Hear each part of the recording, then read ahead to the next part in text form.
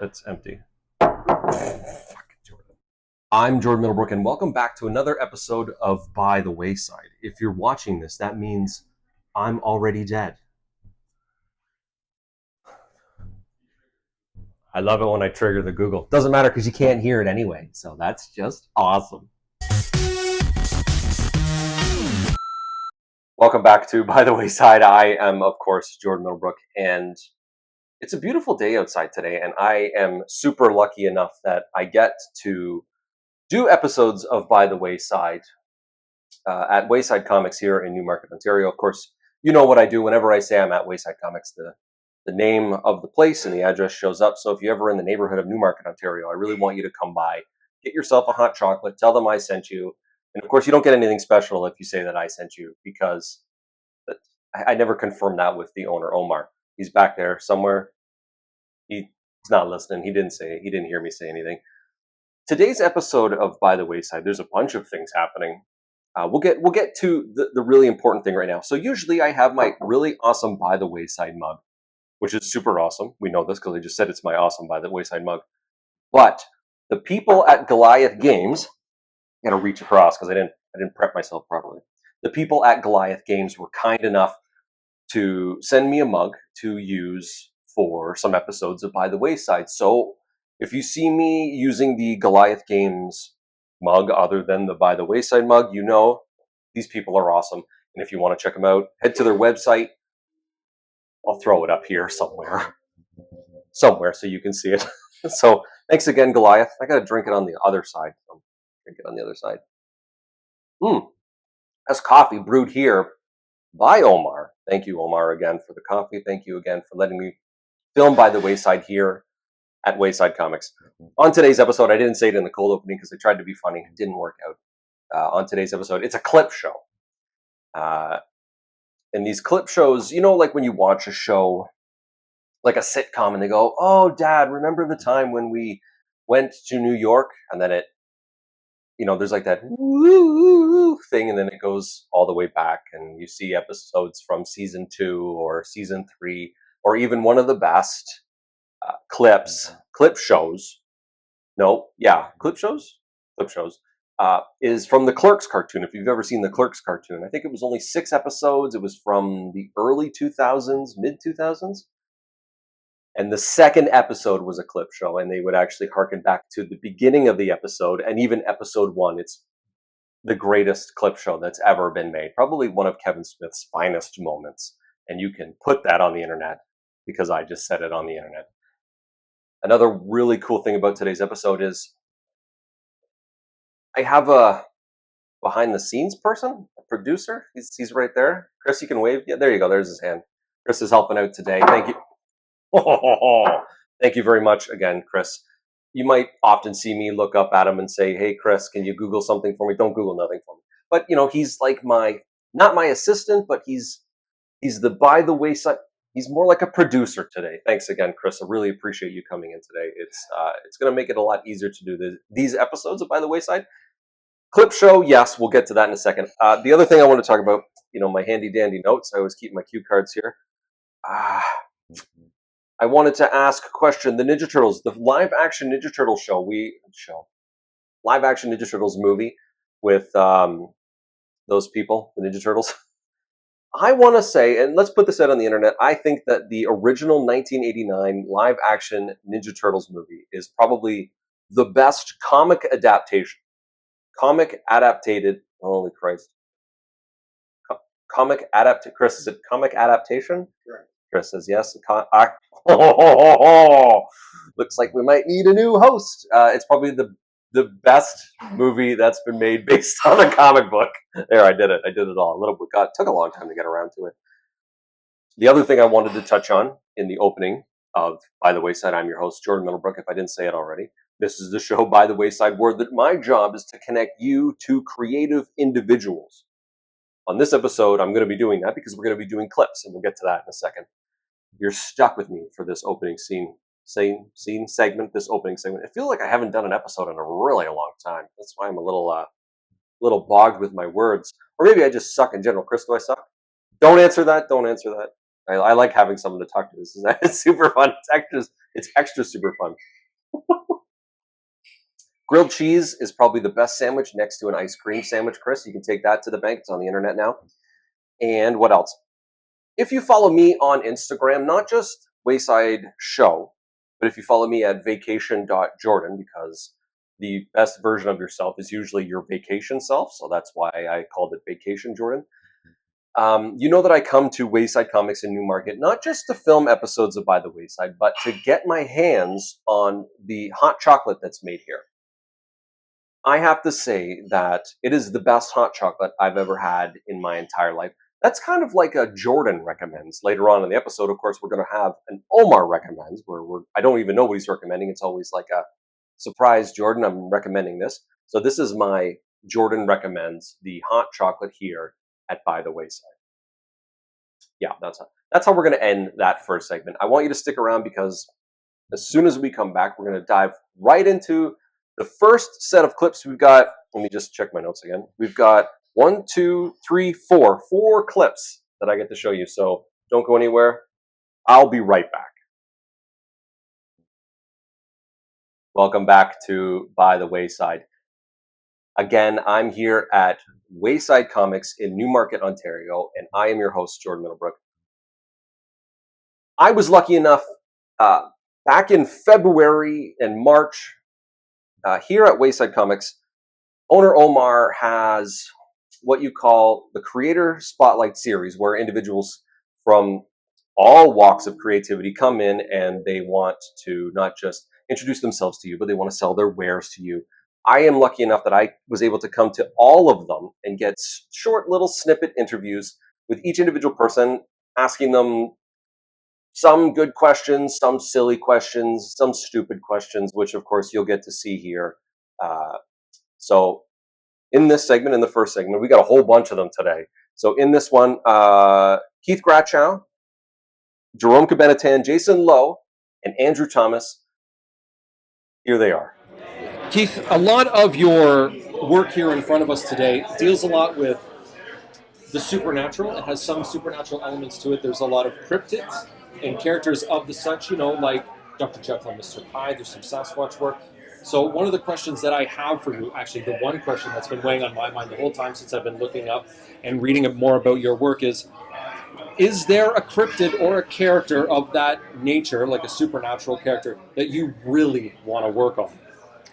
Actually, I wouldn't have been able to have that answer up until recently.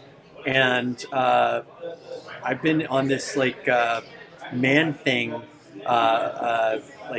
just loving to draw man thing recently. There's something about the organic nature of this creature, and it's a Marvel property. So if I got the opportunity to draw or write a comic book for Marvel, I think I would want to do Man-Thing. I just love drawing this creature. There's also in regards to how it's connected with nature, how you can deal with the environment. It's what the Sasquatch book is about. I just really visually enjoy this thing that can also be delicate and have flowers growing out of it, right? That's awesome. So, yeah. Jerome, you have a lot of work here today at Wayside Comics.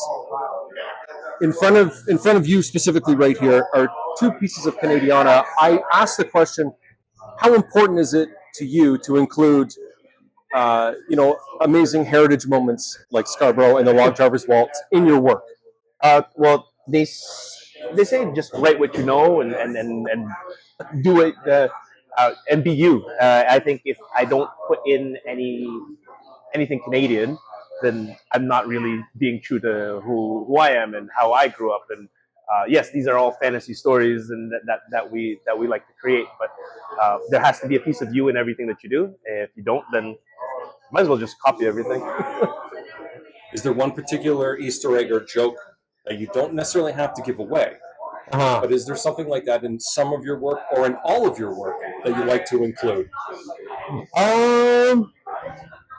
Well, I think the first thing that comes to mind is my series All Nighter right here, about a found family of vampires that run a late night diner. I managed to sneak in my cat Boris in some of the panels throughout each issue, hoping that it could build up to like a future arc, which never happened. But that was a nice in joke that I had with the series. Andrew, you're primarily known for lettering, but you're also a really great artist. When push comes to shove, what would you want to best be known for?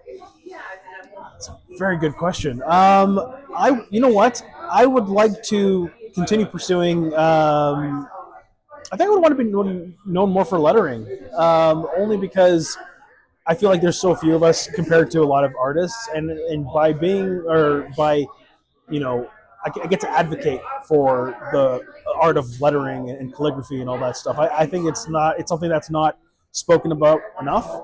So I think one day I just want to say, hey, look, there's Andrew's lettering, and you can tell and stuff like that. So yeah, absolutely. I think down the line, I want to be known for being a good letterer. Listen, one of the really cool things about the Creator Spotlight series that happens here at Ways Into Comics is that you get to meet so many different people. And on past episodes of By the Wayside, I've put these clips in, usually, a segment or two. I think there was one episode who was on. Conrad from Wednesday Night Reviews was the guest. And then the second segment, we did some interviews from the Creator Spotlight series. So you're getting the dump of all of them because so many guests are lining up to be a part of the show that I can't start, I'm running out of time for you to see all these awesome interviews. So stick around because I've got a lot more. I've got 1, 2, 3, 4. I got 4 more. I got 4 more coming up. So stick around. You got it. I will do that.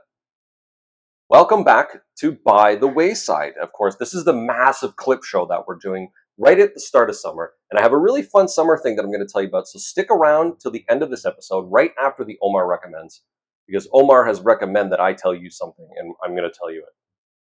The next set of interviews or clips from the Creator Spotlight series this past year, we got another 4 of them. So Fellhound, Doug Knight, who's a past guest, of course, Adam Gorham, and of course, this creator. When I met him, I asked him how to pronounce his last name, and in one ear, out the other. Listen, Jason, I'm really sorry. It's not that it's not that I don't listen. It's just that I have a tendency to forget. So I'm going to give you 3 variations of his last name, and then I'm going to have him as a guest, and then I'll just ask him straight up how to pronounce it. So, Jason Lapidus, Jason Lapidus, and Jason, wait, what? Chris, what did I say the third one was? Jason Lapidus, okay, you get 2. That's it, Jason Lapidus. He's a part of this interview clip show segment, so let's get to them and see what they say. Fel, when you're coming up with some of your ideas, do you have a place that works the best for you, or you get inspiration from, like your kitchen, your backyard? Is there any place like that? So I actually had writer's block the other day, and I decided I couldn't focus at home because I couldn't find inspiration there. So I went to this beautiful place called Union Station, Toronto, specifically the food court. And I don't know why, but I got a lot done there. And there's just full of lively people doing interesting things at Union Station, Toronto. That's just really great for the writing ambience. Doug, your current work, it has a lot of big robots, big monsters fighting, very reminiscent of things that we know a lot about. They're heroes all wearing costumes that look similar. My question, and there's only one right answer, my question is what's your favorite color Power Ranger? The correct answer is the Black Ranger. Okay, I'll give you that. Everyone is allowed their own preferences, of course. Listen, for me as a child, I saw representation that was similar to my genetic makeup in the Black Ranger. And so it was very cool to see that there was black superheroes as a kid that, were just throwing on the costumes with everybody else. So that's why the Black Ranger is cool to me. However, Tommy was also awesome. And that's the right answer. Adam, in front of us here, you have a lot of work, and you've worked on a lot of different properties and IPs throughout your career. Looking back before you were an artist, looking so far back even as you were a child, is there one character or one moment where you said to yourself, I really want to be an artist? I've been drawing since probably before I had memories. You know, I was that young where I was picking up crayons and creating art, and I really do think that it's just something innate to me where that's how I made sense of the world around me, how I processed a lot of what I was thinking and feeling. So it just was never a question. There was not one specific moment where I, wasn't certain that I was meant to be creating art in some capacity. Um, it just so happened that I was often being supplied comics as a kid, because as a kid grew up in the '90s boom where comics were a big thing, so they were plentiful. But there were a couple of books that made me want to do it. And one of those was Batman the Cult. Nice. Bernie Wrightson's art was probably one of the earliest creators who just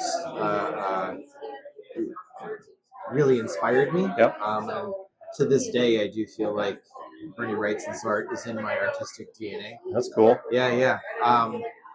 But it would be a few years before I really decided to take it to pursue it seriously as a career. If you could look back, or even look now currently at the work that you have, is there an artist that inspires you? Not Hergé from Tintin, but there is a character in our book who I can't let go of a Tintin face. I have one in my head often when I'm drawing Lester Pearson, former Prime Minister Lester Pearson. When I draw him, sometimes there's some Tintin isms that creep in. Darwin Cook, for sure. I look to Jack Kirby a lot in terms of some dynamic posing and just my enjoyment of looking at this stuff. I want to draw sometimes things that I enjoy looking at. Although my style isn't like him, I think about Mignola a lot in terms of creating depth of field, like layering black and white, and having thinking shape, not so much about detail, but thinking about shape and composition. But like I said, stylistically, I don't go anywhere near Mignola, I think. But yeah, those are probably Cook, Mignola, Kirby, and then Of course, I didn't ask him his name on camera, so that's my fault. I should have really recorded it, and then of course, months later, why would I remember to do that? I have to tell you, it's really hot in here, and if you see a sheen on my forehead, you got to live with it. We don't have professional makeup artists here. I just got a friggin' producer. What do you want me to say? I don't know what's going on. That was fun. I enjoyed doing those little interviews at the Creator Spotlight series here at Wayside Comics in Newmarket, Ontario. Stick around because we have an Omar Recommends coming right after this. Usually when I slide to the side, there's a guest. Of course, I had told you before that there was no guest on the show. This is the clip show. And no episode of By the Wayside with me, your host, Jordan Middlebrook, would ever be complete without an Omar Recommends. And of course, today is no different. So no, there's no guest. Well, I guess Omar technically is a guest. The guy owns Wayside Comics, so he's here every episode. So we want to make sure that he gets his moment in the Omar, there's a mosquito in here. I'm just letting you know ahead of time. It's an Omar Recommend segment. Everyone loves it when I put the thing out. Omar, you got a book for us, buddy? I do. Hold on. Feels like it was a delayed response. Oh yeah, I forgot there was I'm just checking my mic. Because he's the belt. You got to show up. The belt is here. It's appropriate. I think anything that you do is appropriate, Omar. I think the belt needs to make a cameo in every video. It has. I think it's important. This is 2 for 2. Yeah, 2 for 2, Omar. So, can you explain the belt again? Explain the belt first before we do the Omar record. This belt was gifted to the shop. It's the Andre the Giant belt. And yeah, we use this for a lot of things. One, to make people feel better about their day, because everyone feels good when you throw the belt around their shoulder or around their waist. But we also are modifying this slightly in a way that we can, take it all off. But this is for our pinball league. The pinball league winner, the pinball champion, gets bragging rights with the belt. Get to wear it whenever they come into the shop, sort of thing. But yeah, it's just become kind of a staple here, and we love it. And thank you, Ty, for the belt. That's unbelievable. But it's also very appropriate for the book I want to recommend today, which is one of my, I say probably tied for my favorite read of last year, which is Do a Power Bomb by Daniel Warren Johnson. Before you continue, Omar, because we can see ourselves, you get to do adjustments and everything. This has been my favorite Omar recommends. It's a good book. You recommended it to me. I was able to get a copy. Go nuts. Do your recommend. All right. So I'm going to shout out, first of all, John Berg, because he's the one who kind of got me on the Daniel Warren Johnson train. Everything by Daniel Warren Johnson is great. Like, he's a phenomenal creator. And again, very kinetic artwork, but with very heavy words. And that's everything that he writes is like that, whether it's Murder Falcon, Do a Power Bomb. Super excited for Space Mullet coming out in a couple weeks. But Do a Power Bomb, there's something unique about a book that can elicit very powerful emotions out of you.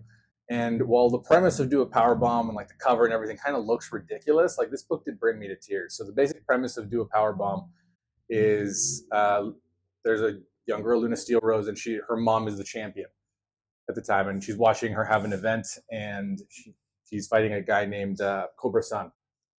And because of a hiccup when they're doing the wrestling match, she falls on her neck, snaps her neck, and she passes away. And this whole moment is horrible, and like the whole family's entwined in wrestling, and then everyone's trying to keep her away from wrestling. And what ends up happening is she wants to get into it so bad, and like nobody lets her, because there's kind of a little bit of gatekeeping for her, because they're trying to keep her protected from the community. They don't want what happened to her mom to happen to her. Don't spoil the whole thing, though. Don't spoil. The only thing You're I'm getting excited about this. Don't spoil it. So I don't want to, like, there's so, like, by the end of issue 1, if you're not connected to this, like, I don't know what's wrong with you. I'm sorry. But there's lots of reveals in there that really kind of hit hard. And the whole thing about it is, the only thing I'm going to say is interdimensional wrestling tournament. Yeah. And there are characters in there that you definitely don't expect to pop up. Agreed. Especially near the end. But the way he kind of bookends the book, especially that last page to like what's happening in the first issues after the first event, my God, turning that last page again, it brought a tear to my eye, and it was one of those things where it just elicited just this pure visceral reaction. Yep. I don't know if it's because I don't know if it's because I have a kid or something, but like there is something about that last page in that book that just bookends everything so well, and it shows you that this journey was for something. Yes. And I don't want to say too much, because again, the kind of the joy of this book is in the discovery of what the hell's happening and the character revelations and the weird wrestling and everything. But yes, amazing artwork, very anime kinetic. I love the way he does sound motion. Yeah, it's interesting. He really just like puts the words out there and like really adds it to part of the movement. You can feel the book moving. Like I said, it's very kinetic and it feels almost cartoony, but the words are just so heavy, and the weights hit you kind of like an elbow drop from the top rope by the end, and it's pretty incredible. Omar, I've known you for about a year now, and of everything, and I know that whenever you do a recommends, I always say, like, I really like your recommends. You've always said, Do a Power Bomb, Jordan. It's made me cry. Spoiler alert. Did you say that already? Yeah. I might have tuned you out for a second, because you told me so many friggin' times. Lapidus, lapidus. Yeah, Lapidus, lapidus. Okay, there we go. Lapidus. Sorry, Jason. He's never coming back here. You had always recommended the book to me. You were kind enough to gift me a copy recently, and I read it. And I was reading it. Amazing comic book. Art, characters, story, everything. Like everything you've said. Yeah, it's a whole package in a book. And it's a one and done, which is great, because you can put this in anyone's hands. They don't need to feel like they need to know anything. You don't need to know anything about wrestling to enjoy it either. I agree. It tells its own story, and like that's kind of the beautiful thing about that. And I love one and done books, and I love when something can be 6 to 8 issues but feel like a much bigger thing. It has that kind of like heft of a novel to it, and I feel like that has the heft of a novel to it. But I read it on a Sunday, and I remember I finished reading it. I was sitting in the living room, and I finished reading it, and I started crying. And the first thing I did is I texted Omar. And I said, "You son of a bitch." It's true. I did get that message. It was. It's that I am not. I am not. There's not a word of a lie at how much I hated him at that specific moment. No, it is a heartfelt story about family, and it is a heartfelt story about finding one's self. There is so much to it, Omar. You are really knocking it out of the park with every single Omar recommends, and this is, man, this is a really good book. This has become one of my favorite books in the past year. Actually, almost I'm 43. Yeah, I'm 43. Probably in my 43 years of reading comic books, this has probably reached the top 5 for me, and it's all because of your Omar recommends. And I really like it when I say Omar recommends because we get the graphic. Oh, I love it. You can say it. Go ahead. Omar recommends. Graphic shows up. That's the thing. Right here. It's gonna pop. No, it's not gonna pop up right there. Yeah. Okay. Yeah. We'll have some fun with it. But yes, Do a Powerbomb. Definitely check it out. This might be my second or third best-selling book in the shop, and that's because we pitch it a lot. We really want people to read it.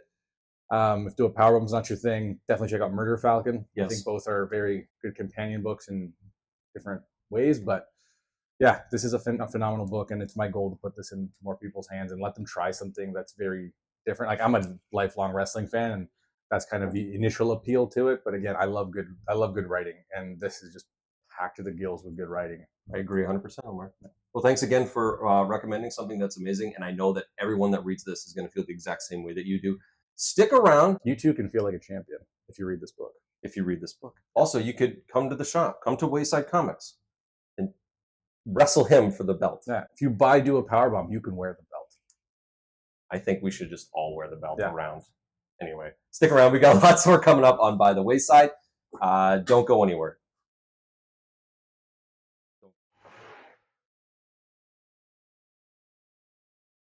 Hold on, that wasn't a freeze. That wasn't an internet freeze. For a second there, I thought I was going to say something, and then it didn't come out of my brain. So, and then of course Omar's moving things back there. So there's so much happening here at Wayside Comics. There's also something really interesting happening here at Wayside Comics from almost every single Saturday over the course of the summer. Is here at Wayside Comics in Newmarket, Ontario. There's going to be a creator spotlight series happening, and I want to make sure that you know this. Omar has asked me to tell you this because what a perfect opportunity for someone on the internet to tell you this. We're going to get lots of people telling. I want you to share this, and I want you to tell people, hey, come to Wayside Comics in Newmarket, Ontario every Saturday up until September, where there's going to be a creator spotlight series, different creators from all walks. We're talking comic books, artists, creators. You didn't who else tell me, but let's just lots of creators, a lot of creative creators. Creative creators, Chris, is that appropriate? Creative creators? It's accurate. Okay, it's accurate. I'm gonna get you a mic. Let's look into getting Chris a mic here. That was you're not putting the mic on now. You just started.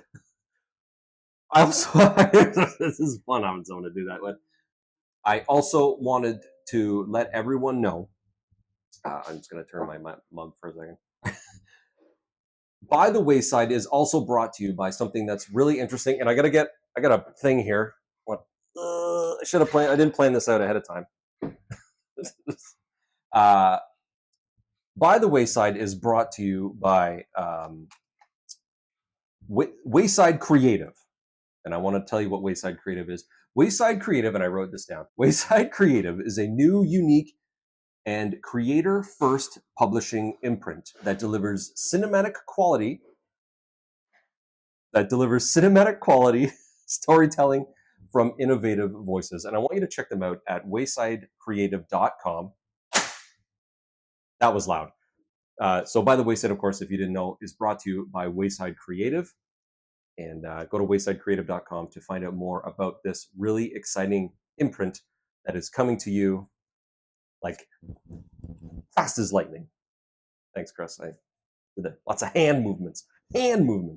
I want to thank all of the creators that came to the Creator Spotlight series and I was able to talk to and get interviews with them, no matter how long or how short they were, because there's some shorties in there.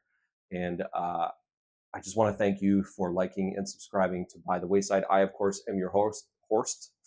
I'm your host, Jordan Middlebrook. This is By the Wayside.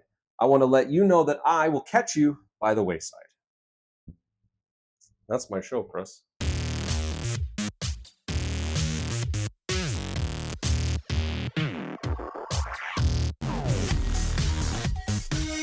Don't Take care. care. Go anywhere. Catch you by the wayside. Remember, That's we at have the a- end. We do that at the end of the show. This is at the end of the show, Omar. I'm sorry.